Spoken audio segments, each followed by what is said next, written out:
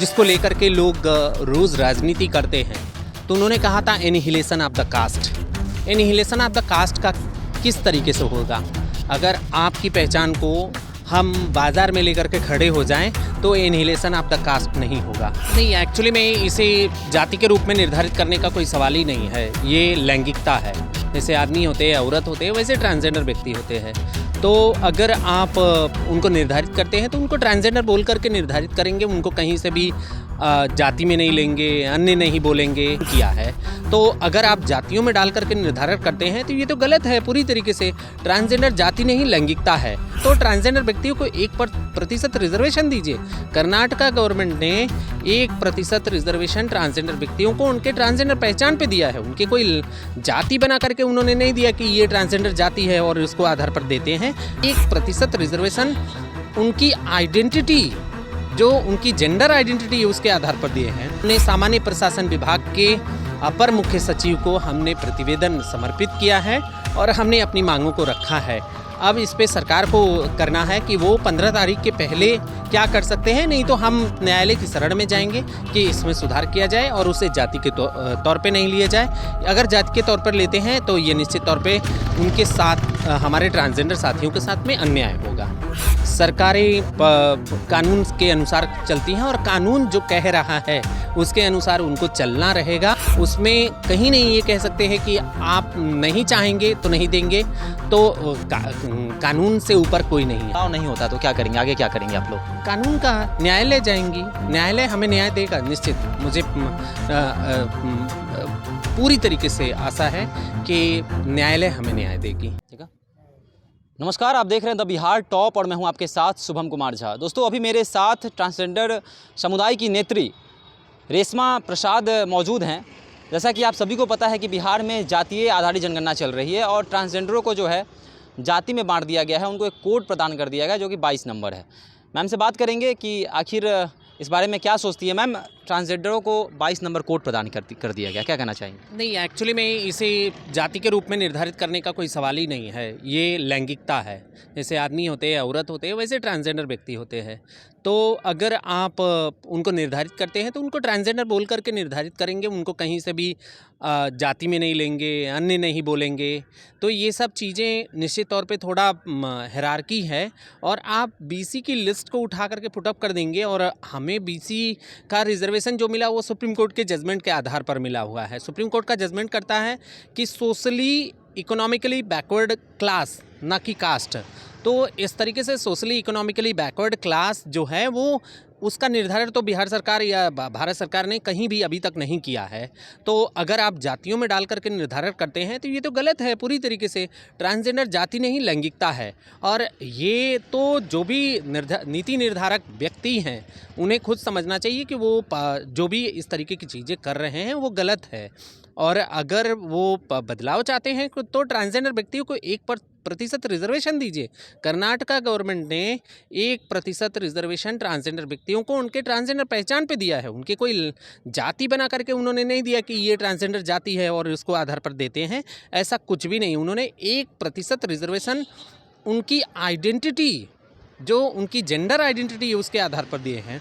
तो उन्हें सरकारों को समझना चाहिए कि वो कितने संवेदनशील हो सकते हैं। और ट्रांसजेंडर समुदाय 5000 सालों से मुश्किलों में है कि उनकी पहचान जो है वो स्वीकारी नहीं गई, उन्हें नहीं स्वीकारा गया, उनके प्रति संवेदना नहीं रही। आज supreme court, transgender protection right act, ये सारी चीज़ें यहाँ पे मौजूद हैं, उसके अनुसार उन्हें देनी है। तो आज हमने सामान्य प्रशासन विभाग के अपर मुख्य सचिव को हमने प्रतिवेदन समर्पित किया है और हमने अपनी मांगों को रखा है। अब इस पे सरकार को करना है कि वो 15 तारीख के पहले क्या कर सकते हैं, नहीं तो हम न्यायालय की शरण में जाएंगे कि इसमें सुधार किया जाए और उसे जाति के तौर पे नहीं लिया जाए।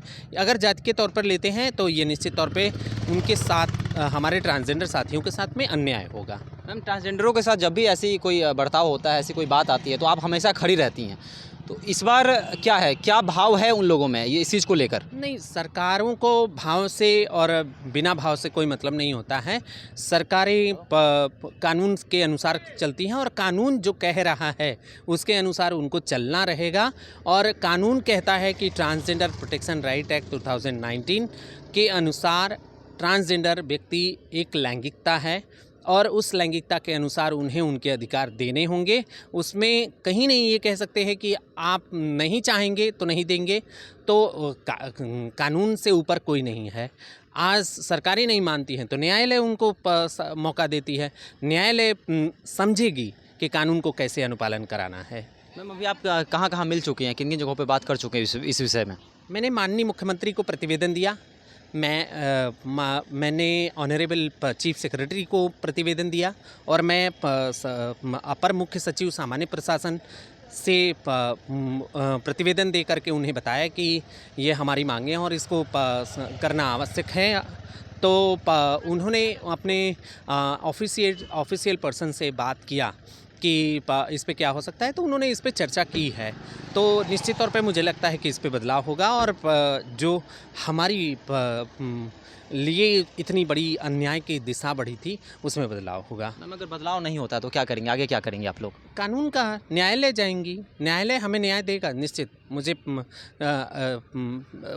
पूरी तरीके से आशा है कि न्यायालय हमें न्याय देगी। जाति आधारित जो जनगणना हो रही है, इस पर आपके क्या विचार है? नहीं, मैं तो एक ही बात जानती हूँ, संविधान बनाने वाले और जिसको लेकर के लोग रोज़ राजनीति करते हैं, तो उन्होंने कहा था annihilation of the caste. Annihilation of the caste का किस तरीके से होगा?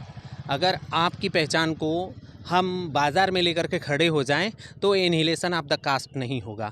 वो निश्चित तौर पे इन्फ्लेशन, मतलब उसका जैसे आप जीडीपी कहते हैं ना कि इन्वेस्टमेंट किया और जीडीपी लिया, उसी तरीके की चीज़ें हैं कि आप एक इन्वेस्टमेंट कर रहे हैं उस तरीके से जीडीपी को प्राप्त करने के लिए।